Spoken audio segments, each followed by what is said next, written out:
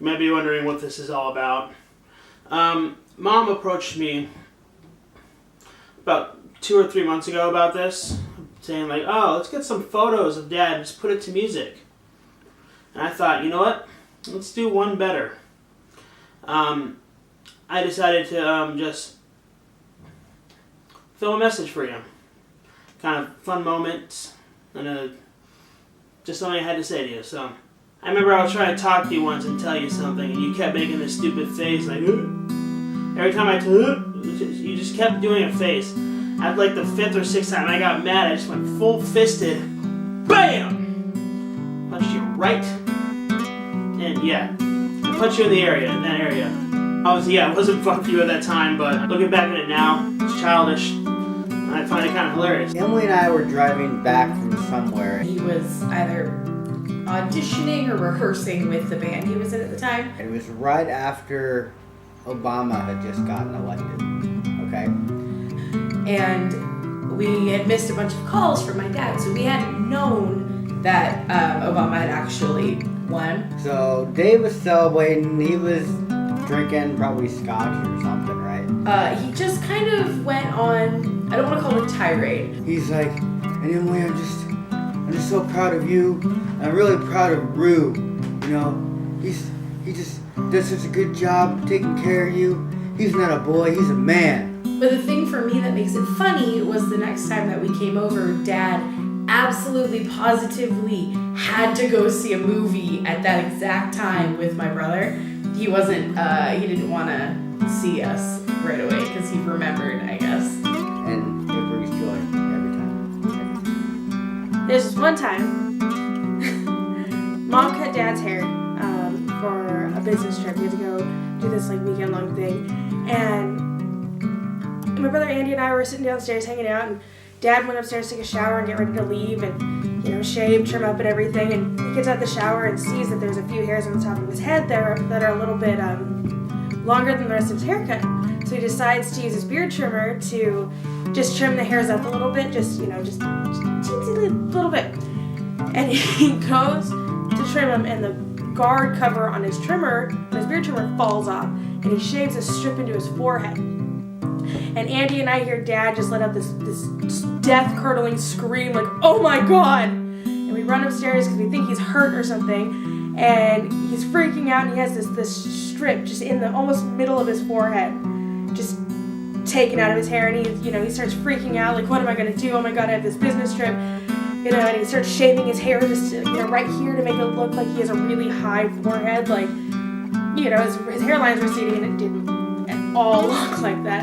So he starts like shaving the rest of his hair off because there's nothing you can do at that point. And he's mad because Andy and I are laughing, like we're cracking up, dying in the background. And he freaks out, he's like, damn it, Jessica, come here and help me. And he starts, as we finish shaving his head, and he's like, I'm going on this trip with these people who've never met me, and I look ridiculous. And that was one of the best accidental hair fills that Dad's ever had that I can think of that makes me laugh.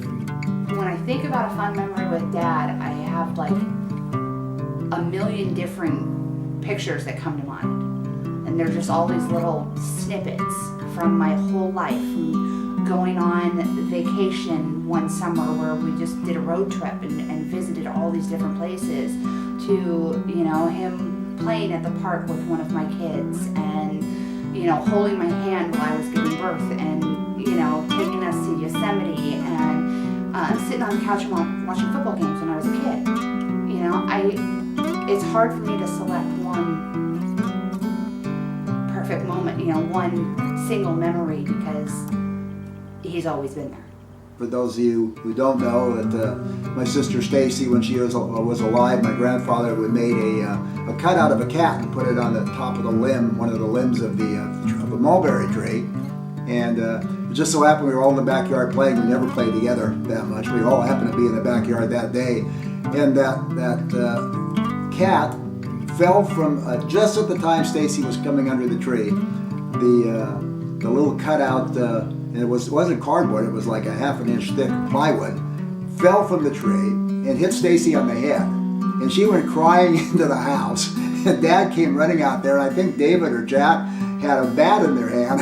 And Dad thought for sure that they had hit Stacy in the head with the bat. And I think, David, you're the one there trying to explain to Dad that no, we didn't do anything to Stacy. And the chances of that thing falling just at that moment is probably 1,000,000 to 1.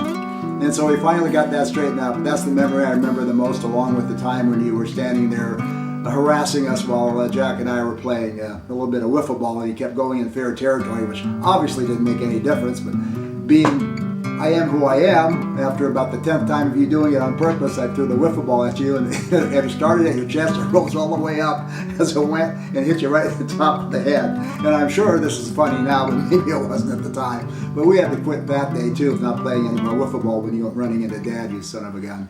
Happy birthday! You know, you made it pretty far, so just remember it just gets worse from here. Start from the bottom, and now you're 60.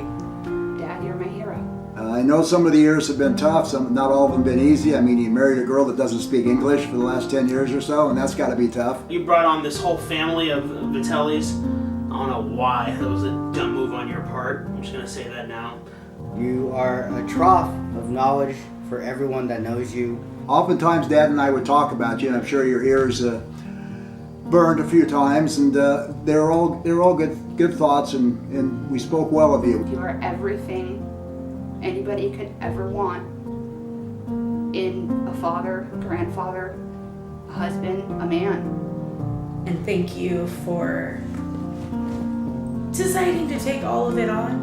You took us on in our darkest moments when our dad passed away. Stepped in as that father figure. You have a lot to be proud of. Happy birthday. I love you so much. Thanks for everything you do, Dave. Thank you. Thank you. I just want to say thank you.